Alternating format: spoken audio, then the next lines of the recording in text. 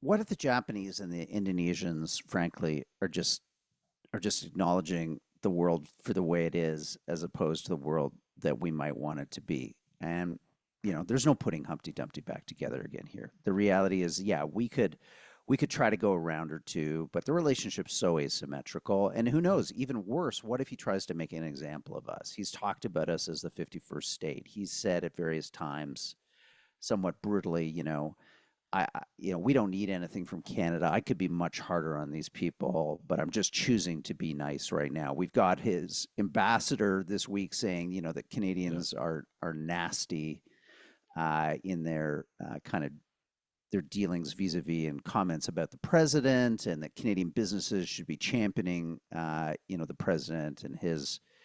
I mean, just crazy talk to think some business leader is going to come forward and speak in favor of how the president is handling the bilateral trade relationship with Canada.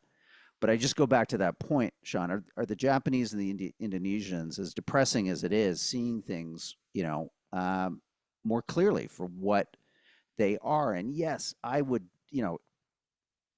be the first one to shake my fist, not at Mark Carney, but definitely at Donald Trump if we, for instance, get sucked into tens of billions of dollars into this ridiculous golden dome. Say, maybe it's not Boeing planes, maybe it's not uh, you know Japanese car makers opening plants in the United States. Maybe it's something even more transactional. I want to build a golden dome. You're going to pay for a lot of it. Yes. Tens of billions to start, maybe hundreds of billions to come, and it's all technology that's not proven against a threat that is, frankly, yeah, a lot lower than a lot of other important national defense and security threats that we face, from terrorism to a worst case scenario, land incursions from the Russians in our high Arctic. I don't know, Sean. How do you square that between looking at the world the way it is, but then having to accept the butcher's bill, which is probably to spend a lot of money doing something really, really dumb?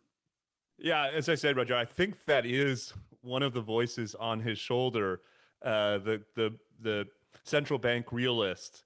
But I think the difference maybe between Canada and Japan and Indonesia is precisely something you raised earlier, and it's the politics of the 51st state stuff. Right. That the rise of nationalist sentiment, particularly within Carney's own coalition, I just think makes it so hard for him to maneuver independent of some of the things we've been talking about today.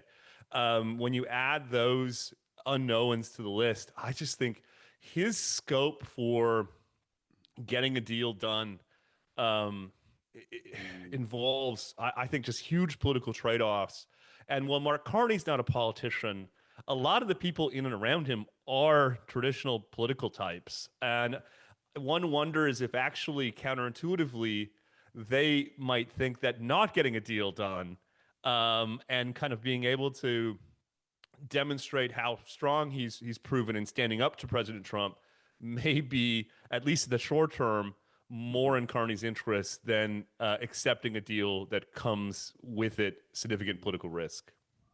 Final question. We know that right now, the threatened levy of 35% tariffs on Canadian imports in the United States is on goods outside of CUSMA, outside of the, Yes. the successor to NAFTA. And that, due to these tariff threats over the last number of months, a whole bunch of exporters have now become CUSMA compliant. And I've read something like, I don't know, are we approaching 90% of all goods now going into the United States are CUSMA compliant? It's up almost, 15 odd, 20%, since before this crisis started. So I don't know. I wonder, like, it could be like a huge nothing burger. Like, so what? Bring on 35% tariffs against 10% of all Canadian exports. I guess what's more serious, Sean, is the sectoral stuff, right? Cars, Yes. autos, aluminum, steel.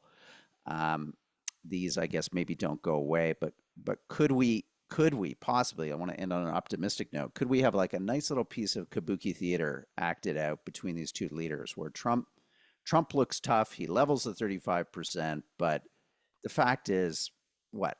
the blended rate, even when you add in all the autos and the aluminum and the steel, maybe it works out to 10% of all, if you applied it, that blended rate as a volume of total trade, this thing's a nothing burger. Yeah, I think it's a great insight, a great way to wrap up this segment of the conversation.